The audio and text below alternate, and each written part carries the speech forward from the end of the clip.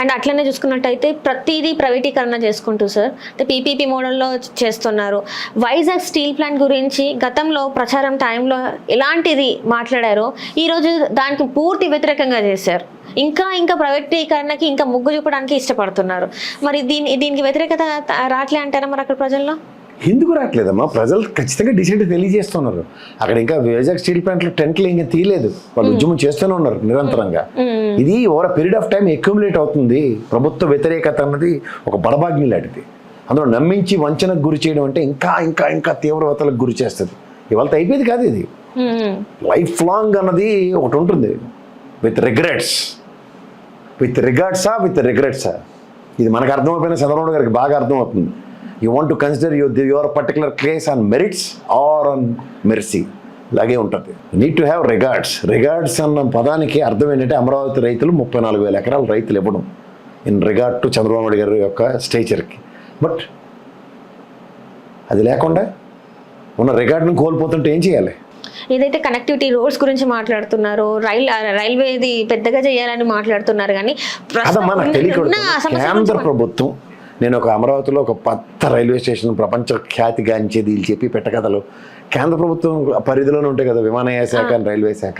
వాళ్ళ దగ్గర నుంచి ఏమైనా గజెట్ కానీ నోటిఫికేషన్ కానీ ఉందా? ఈ ల్యాండ్ ఎక్విజిషన్కి వాళ్ళు ఎలాంటివి ఇస్తారో తెలుసా? ల్యాండ్ ఎక్విజిషన్కి పలానా దీనికి భూ నిర్వాసితుల చట్టం ప్రకారం ఇంత కాంపన్సేషన్స్ ఉంటాయి, ఇంత ల్యాండ్ ఇవ్వండి దీనికి తగ్గట్టు. ఎందుకు ఇక్కడ మీకు అమరావతి దగ్గర నుంచి ఒక ల్యాండ్ ఉంది 54 కిలోమీటర్లు, ఇప్పటికి ల్యాండ్ ఎక్విజిషన్ స్టార్ట్ కాలేదమ్మా. రైల్వే శాఖ మంత్రి వైష్ణవ్ గారు వచ్చి అనౌన్స్ చేసి వెళ్ళారు. ఏం మారుతున్నారు వీళ్ళు? ఏమన్నా మారితే అర్థం ఉండాలి. ఎక్కడైనా సరే 34,000 ఎకరాల్లో ఒక స్టేషన్ కట్టడానికి ల్యాండ్ ఇస్తే సరిపోద్ది. అక్కడ స్టేషన్కి ఎంత రిక్వైర్మెంట్ ఉంటుంది? మహా అయితే ఒక 2-3 కిలోమీటర్ల టెన్యూర్లో స్టేషన్ కట్టి అమరావతిని ఇచ్చేయచ్చు. ఇచ్చిన తర్వాత ఏమవుతుంది? కనెక్టివిటీ 57 కిలోమీటర్ల కనెక్టివిటీతో ఒక అమరావతి నుంచి ఒక ట్రైన్ వెళ్తుంది వయా విజయవాడ ఏదో. ఏం చెప్పాలా?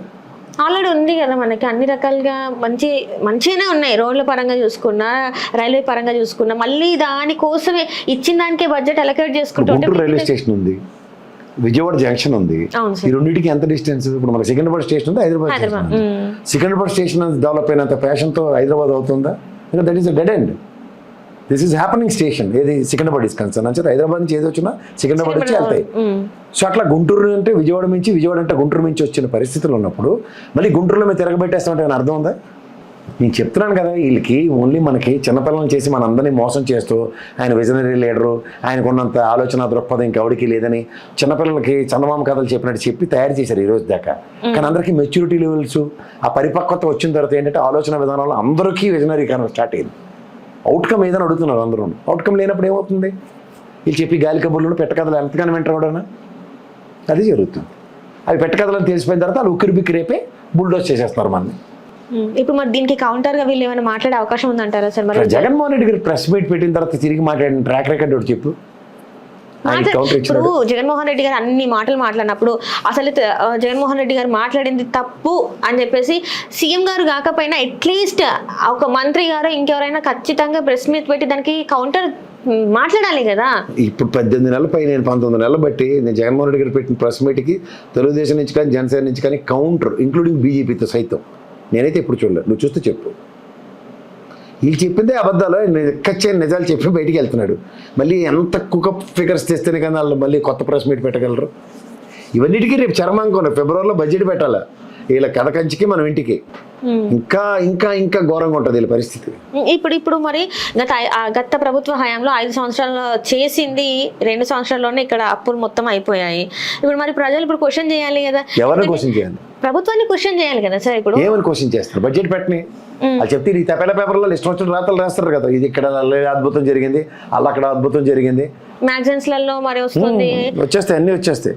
ఫోర్బ్స్ బిజినెస్ మ్యాగజైన్ లో వచ్చింది కదా సార్, అధిక పెట్టుబడులు వచ్చింది ఆంధ్రప్రదేశ్ రాష్ట్రానికి అని చెప్పేసి, మరి అది అబద్ధం అంటారా? ఫోర్బ్స్ దాంట్లో వచ్చింది స్టాటిస్టిక్స్ ఇచ్చారు కదా, ఆర్బీఐ డేటా ఇచ్చింది కదా, బుక్స్ ఆఫ్ స్టాటిస్టిక్స్ తీసుకొచ్చిన రికార్డుల ప్రకారం ఎక్కడ ఏంటి ఏమిటి ఎలా government of India statistics release చేసింది. What is the position of Andhra Pradesh as far the industrialization is concern in particular tenure of so and so అని. ఎక్కడుంది మంది? టాప్ 5లో కూడా లేదు. నువ్వు రాసేస్తే ఫోర్బ్స్ మ్యాగజైన్లో నువ్వు రాయించుకోవచ్చు 10 రూపాయలు ఇది కాదనుకుంటే. అప్పుడు రైటర్స్ రాసింది కూడా తపాచి కబుర్లే, ప్రధానమంత్రి రేస్ లో అందుకే సీట్ సిరిగిపోయింది. అందుకే అలిగి వెళ్ళారంటారా లండన్కి ఇద్దరు? అదే అయి ఉంటుంది, ఇంకంతకని ఇంకేం రీజన్ కనబట్టలేదు. లేకపోతే చీఫ్ మినిస్టర్ ఆఫీస్ నుంచి ఒక గెజిట్ రావాలి కదా, సో అండ్ సో రీజన్స్తో ఆయన పర్సనల్ ట్రిప్ వెళ్ళారో, లేకపోతే సో అండ్ సో రీజన్స్తో బిజినెస్ డెవలప్మెంట్కి ఆంధ్రప్రదేశ్కి వెళ్ళారో అన్నది చెప్పాలి కదా. ఇంతవరకు ఇట్లాంటివి అసలు చోటు చేసుకోలేదు. అంటే ప్రభుత్వం పెద్దగా ఉండి, అంటే రాష్ట్రానికి ఒక పెద్దగా ఉండి ఇట్లాంటివి ప్రోటోకాల్స్ ఏమంటారు తప్పు చేసినప్పుడు మరి మాట్లాడాలి కదా. ఎందుకు అసలు ఇంత సైలెంట్గా ప్రతిదీ కూడా మేము కాదు మేము చెయ్యలేదు అన్నట్టు చేస్తుంటే ఏంటి సార్ అసలు పరిస్థితి ఏంటంటారు? మరి ఎవరికి చిత్తశుద్ధి లేదా, భయం లేదా, ఏమనుకోవాలి అసలు? రెండోది కరెక్ట్, భయం లేదు, చిత్తశుద్ధి ఎప్పుడు లేదు, భయం అంతకన్నా లేదు. ఈ దెబ్బతో భయం లేదన్నది తేటతల్లి. మా ఇష్టానికి మేము వెళ్తాం, మా ఇష్టానికి మేము వస్తాం, మాకు ఉండాలనిపించినప్పుడు ఉంటాం, వెళ్ళాలనిపించినప్పుడు వెళ్తాం, అంతేనా సార్? అంతే.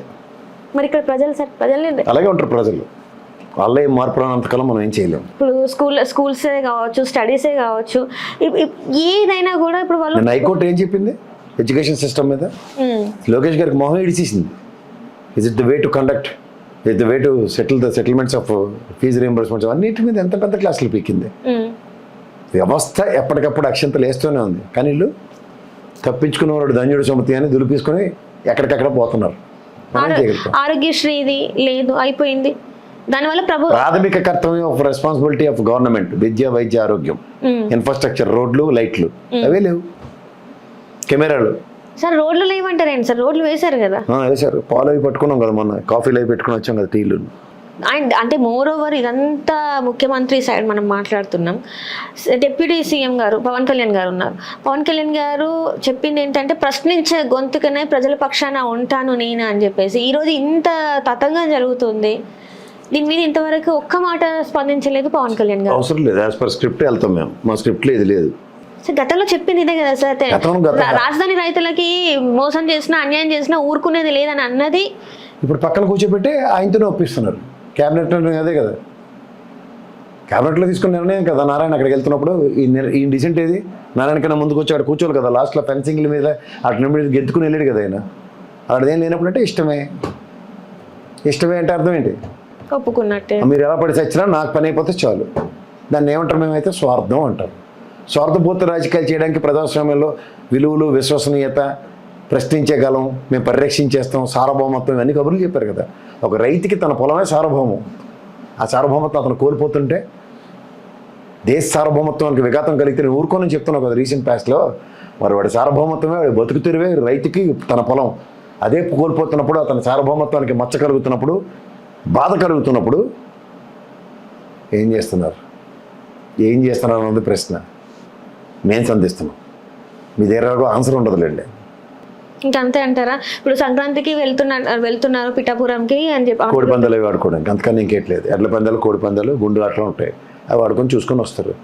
అక్కడ జరిగిన ఎస్సీ ఎస్టీ సామాజిక వర్గానికి జరిగిన వివక్ష, దాని మీద మాట్లాడతాడేమో చూడు పిఠాపురం వెళ్ళి. అక్కడ ఒక మహిళని, అంటే మేము 1000 మందిని ఇట్లా మిమ్మల్ని క్వశ్చన్, అంటే మీ దగ్గరకు వస్తున్నాం, మాకు ఇక్కడ అది జరిగింది అని చెప్పడానికి వెళ్ళిన ఆమెని హౌస్ అరెస్ట్ చేశారంట సార్. Very good. 3 days నుంచి హౌస్ అరెస్ట్ చేశారంట. అంటే అంత భయపడుతున్నారా సార్? మరి భయమే.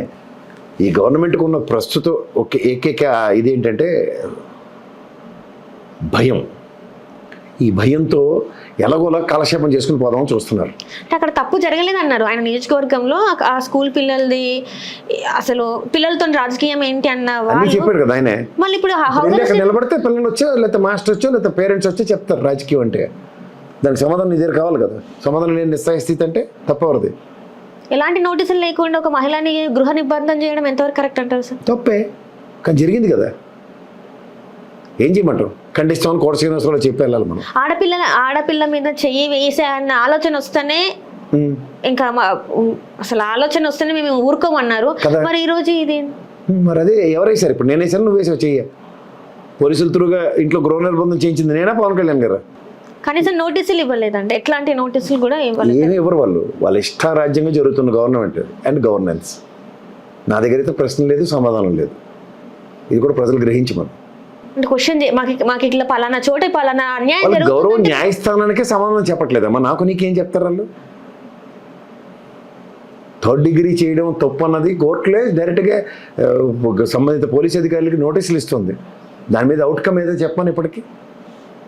ఆ నోటీసులు ఇచ్చిన తర్వాత కూడా వాళ్ళు ఎంత డీసెంట్ ఉంటే, ఈ రీసెంట్ పాస్ట్లో ఏలూరులో ఘటన కాళ్ళు అవి చెతగొట్టేసి తీసుకెళ్లారు ఫ్లెక్సీల విషయంలో ఎన్ని జరిగాయి తర్వాత ఉదంతాలు? ఎక్కడ ఉంది వాళ్ళకి గౌరవం న్యాయస్థానాల మీద, వ్యవస్థల మీద? ఎవరు మనవరో మాట్లాడడానికి? వాళ్ళకి జరుగుతుంది, జరిపించుకుంటున్నారు అంతే. ఇప్పుడు ఆంధ్రప్రదేశ్లో ఉన్న కూటమి ప్రభుత్వం ఫెయిల్యూర్ గవర్నమెంట్ అనొచ్చా? లాండ్ ఆర్డర్ విషయంలో నేను కన్నా ముందు పవన్ కళ్యాణ్ గారు చెప్పారు ఫెయిల్యూర్ ఆఫ్ గవర్నమెంట్ అని.